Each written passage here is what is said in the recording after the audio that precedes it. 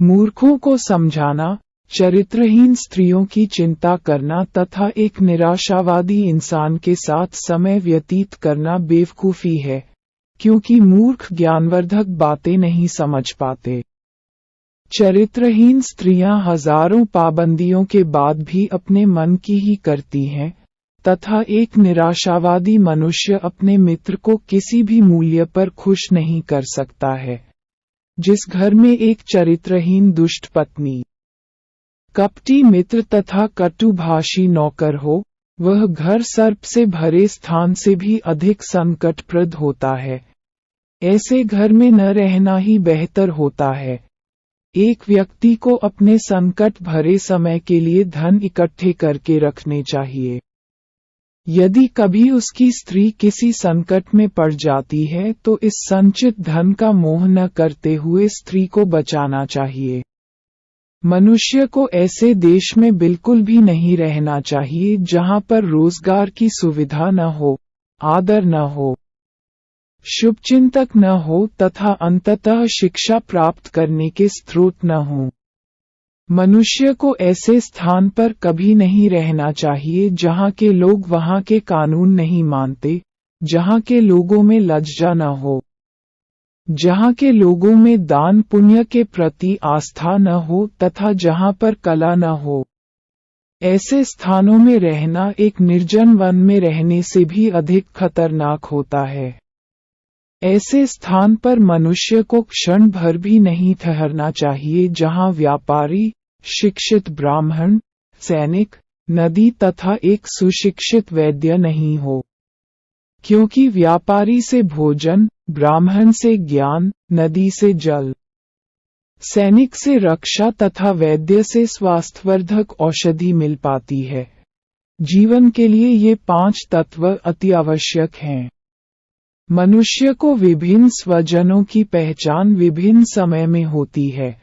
पत्नी की परीक्षा धनाभाव में, मित्र की परीक्षा आवश्यकता के समय में, सगे संबंधियों की परीक्षा संकट काल में तथा नौकर की परीक्षा मालिक द्वारा दिए गए अत्यावश्यक कार्य अथवा गुप्त कार्य के समय होती है। ऐसे समय में यदि मनुष्य को इन लोगों की सहायता नहीं मिल पाती तो ये लोग उस मनुष्य के लिए व्यर्थ हैं। संकट काल में जो व्यक्ति आपकी सहृदयता से सहायता करता है, वही सच्चे अर्थों में आपका मित्र और भाई होता है। अतः संकट काल में जिन लोगों से सहायता प्राप्त हो उन्हें किसी भी मूल्य पर नहीं भूलना चाहिए। कठिन परिश्रम से मनुष्य कुछ भी प्राप्त कर सकता है। परिश्रमी व्यक्ति को उच्च गुणवत्ता वाले खाद्य और उसे पचाने की शक्ति प्राप्त होती है। कठिन परिश्रम से मनुष्य अधिक धन अर्जन कर पाता है तथा अपने जीवन निर्वाह के लिए उचित कर्मों में उसका प्रयोग कर पाता है। उस व्यक्ति को जीवन में स्वर्ग जैसा सुख प्राप्त होता है, जिसका पुत्र आज्ञाकारी और पत्नी भरोसेमंद हो। व्यक्ति को स्वयं भी संतोषी होना आवश्यक है। एक सच्चा पुत्र अपने पिता के प्रति आज्ञाकारी होता है और एक सच्चा पिता अपने पुत्र की सभी तरह से देखभाल करता है।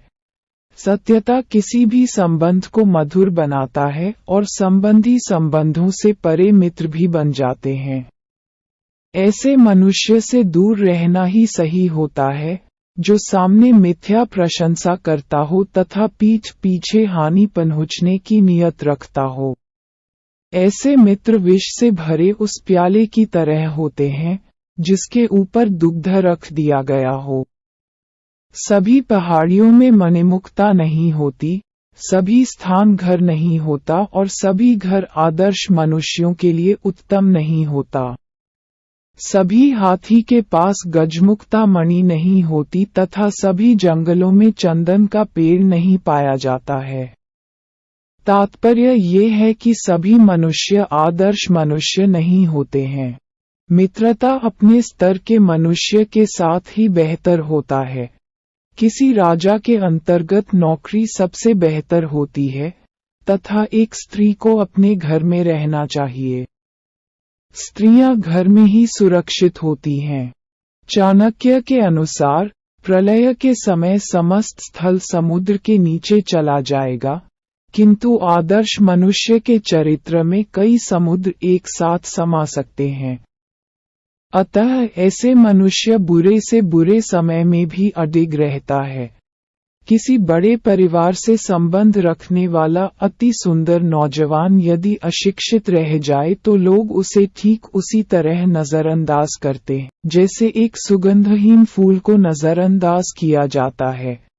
कोयल की सौंदर्यता उसकी आवाज में, स्त्री की सौंदर्यता उसकी ईमानदारी, एक कुरूप की सौंदर्यता उसकी शिक्षा तथा एक साधु की सौंदर्यता उसमें निहित दयाभाव में होती है।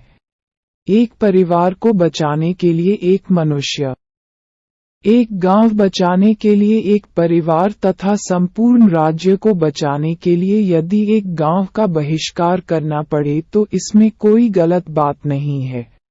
चाणक्य के अनुसार एक कर्मठ व्यक्ति कभी भी दरिद्र नहीं होता।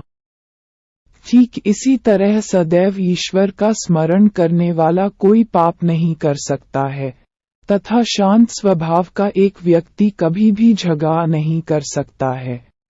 अतः मनुष्य को किसी भी परिस्थिति में अपनी मनुष्यता नहीं भूलनी चाहिए। एक शुष्क पेड़ में जब आग लग जाती है तो समस्त जंगल जल जाता है। इसी तरह से एक नालायक पुत्र समस्त खानदान को तबाह कर देता है।